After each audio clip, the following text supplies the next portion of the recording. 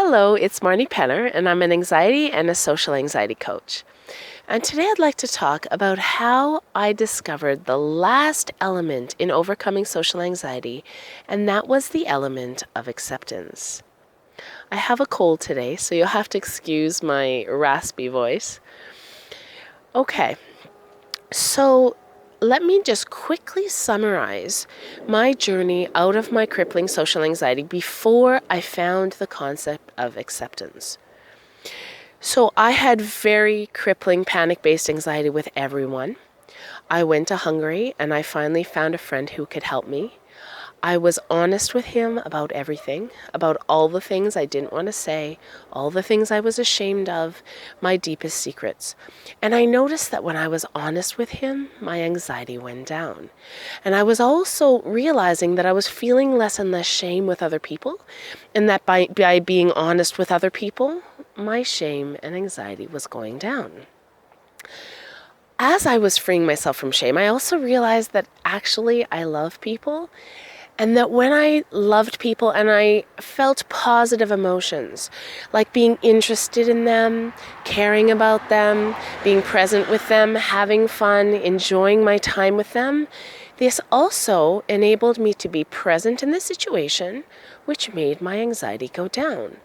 So I realized that love and honesty together were stronger than fear.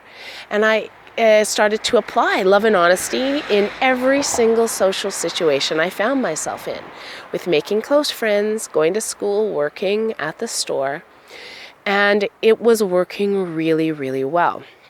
Except that sometimes my crippling anxiety symptoms would come back for a visit.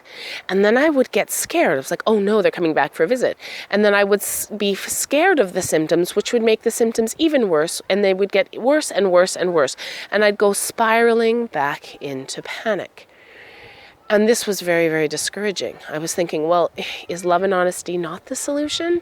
Have I not, and it was so important to me that I find the solution. Like, it was very, very frustrating to me that I was fluctuating from doing really, really well to spiraling back into panic. So one day, very soon after, actually, I came back from Hungary.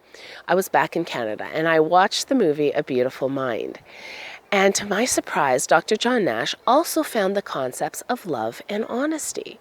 If you watch that movie, you'll see how he's applying both love and honesty. But he also found a third concept, and I called it acceptance. If you watch that movie, you'll see that his hallucinations come back for a visit. And at the beginning, he's frightened of them, he's scared at them, he's talking with them, he's yelling at them, go away, go away. But that was just making them worse, right? So then he discovered that he could just accept his hallucinations when they come back for a visit, and focus on love and honesty instead.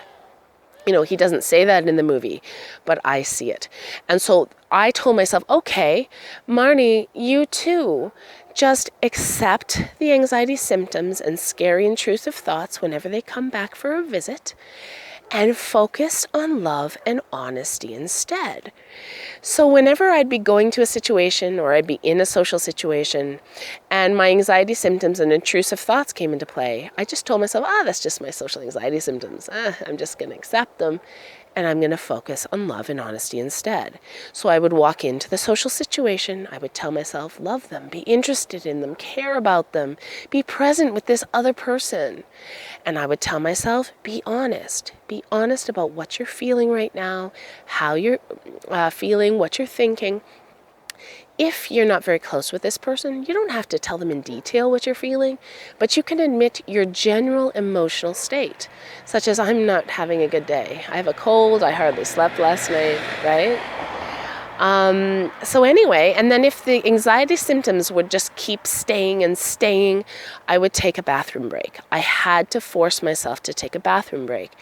And then I would sit on the toilet seat and I would ask myself, what's really going on? What are you really feeling? And I would identify the honesty that I had not been addressing in the social interaction. I would then go back into the situation, let out my honesty, go back into love and positive emotions, and accept the anxiety symptoms, and then I was totally okay.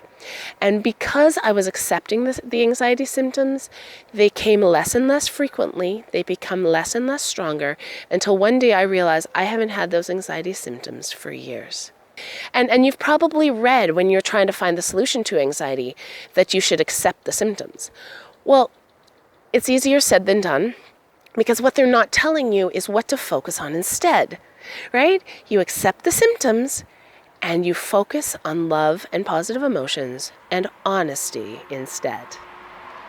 I hope you found this helpful. Let me know if you'd like to know more about this approach of honesty, love, and acceptance. And if you'd like to know more about how I can help you free yourself from social anxiety and the shame underlying it in a very quick, easy process. Thank you for listening, and I hope you have a wonderful day.